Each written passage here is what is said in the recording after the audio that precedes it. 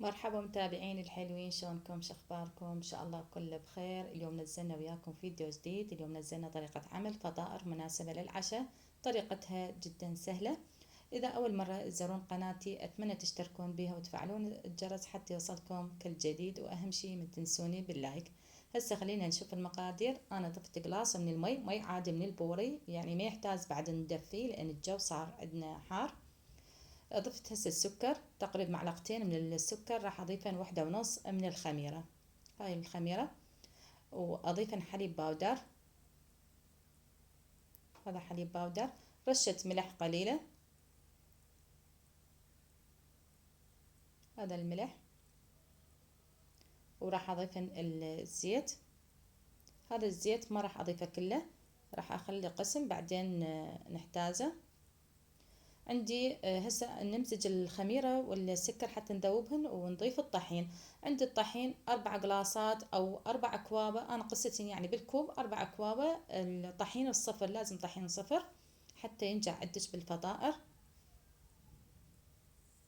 فراح نعجنها. أنا ما راح استخدمها، هي تحتاج شوية تلزق بإيدي، يعني تحتاج طحين، بس ما راح أضيف طحين ولا أضيفها لها مي.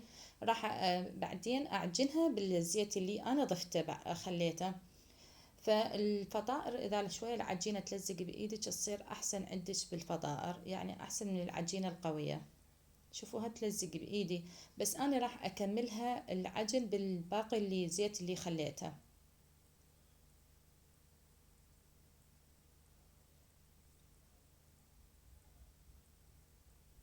هذه الكميه يعني يظل حسب العائله مالتكم، اذا تحبين يعني تكثرين فهي نفس الطريقه، بس تكثرين المواد اللي تخلينها.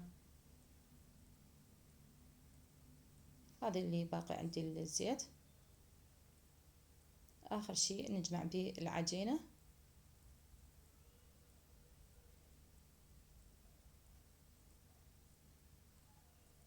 إذا تحبين يعني بدون ما تحشينه تسوينه يعني بس العجينة، وتسوينه يعني شلون اللي يصمون ويا الجبن ويا الشاي للعشاء كلش حلو. أو تردين تحشينه باللحم الدجاج أو باللحم المثروم اللي تحبينه تسوينه واللي متوفر عندك.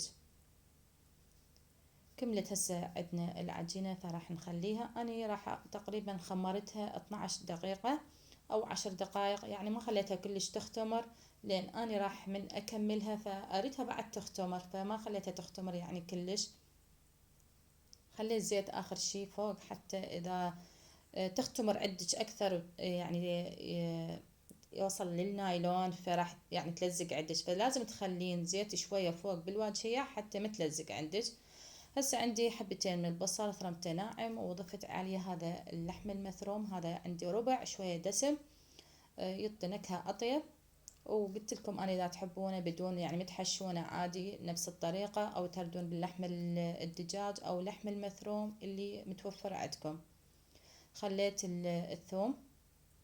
الثوم يعني هم يظل حسب رغبتكم، بس هو يعطي نكهة كلش طيبة. راح أضيفن التوابل. أضيف معلقة من الكركم، من البابريكا، من البهارات المشكلة. هذا عندي البهارات مشكلة والبابريكا والكركم والدارسين، والملح يظل حسب الرغبة.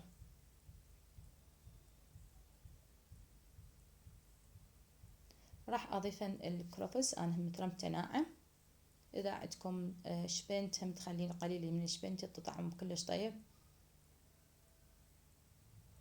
الكرفس آخر شي ورا ما يعني يستوى عندك ويكمل، فتضيفينه وتطفين عنه الطباخ، لأن هو على الحرارة فراح يموع يعني ما يبقى. الثاني طبعا طفيت عن النار. كمل عدنا. وعندي هذه العجينة بقت عندي 12 دقيقة، يعني ما خليتها أكثر شي تختمر، فأنا قلت لكم راح أكملها وأتركها تختمر عندي بعد. نطلع عنها الهواء أو نكورها أو إحنا نسميها نشنقها شوية، نخلي زيت بطرف أصابعنا يعني ما نستخدم الطحين، ونسويها يعني كرات صغار، لا تكبرونها كلش، لا يعني تصغرونها، كل ما تصغرونها كل ما تصير عندكم أحسن. هذه الكمية صارت عندي. راح اغطيهن يعني تقريبا 5 دقائق كلش هواي وياهن، اريدهن بس يرتاحن ونبدي نشتغل بيهن.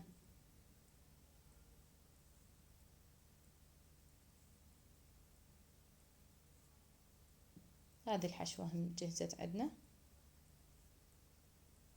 اول وحدة اللي احنا سويناها ارتاحت ناخذها. خليت زيت بطرف اصابعي وابدي اسوي بها حتى يعني مثل تلصق عندنا. نفتحها بهالشكل هذا، يعني شلون اللي نسويها خبزة صغيرة، ونخلي الحشو بداخلها ونرد نلفها. نشيل من الاطراف بهالشكل هذا، يعني شلون نلمها لم. واهم شي نسد الاطراف حتى يعني من ندخلها للفرن ما راح يصير عندنا يطلع يعني الدهن او تنفتح عندنا، فلازم يعني الاطراف كلش يعني نسويها. يعني انا هسه عندي العفو الصينية جاهزة مالت الفرن، فمخلية بيها بس زيت، يعني ما استخدمنا ورق الزبدة، خليت بيها بس زيت، وكل اللي اسويها اخليها بالصينية واغطيها. يعني اني يعني مخلية النايلون لمي، فكل اللي اسويها واخليها بالصينية اغطيها حتى اريدهن يختمرن ومية بس الوجه مالتهن. هم نفس الطريقة نسويها. اهم شي الاطراف نسويهن. هذا شكلها هسه تختمر تصير يعني احلى. هذا قلت لكم انا اخليهن بالصينيه، كل اللي اسويها اخليها بالصينيه واغطيها بالنايلون. فاختمرن عندي تقريبا انا ظليت 10 دقائق اكثر اسوي بيهن لمن اختمرن عندي، يعني انا على ما كملت لقيتهن مختمرات، فكلي اخليها اغطيها.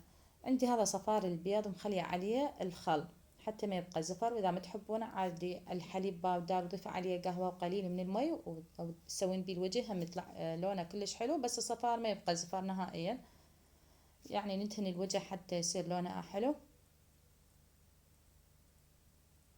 عندي الفرن هسه هم يعني من بديت اشتغل بيهن علقت الفرن على درجة 150 الاعلى والاسفل، وحسب انواع الافران مالتكم، اذا بس من الاسفل عادي يعني تستوينها من جوا بعدين تعلقين الاعلى، واذا اثنين يشتغلن نفس الشي تسوينها. عندي هذا السمسم انا شوية محمصته يعطي يعني شكل احلى.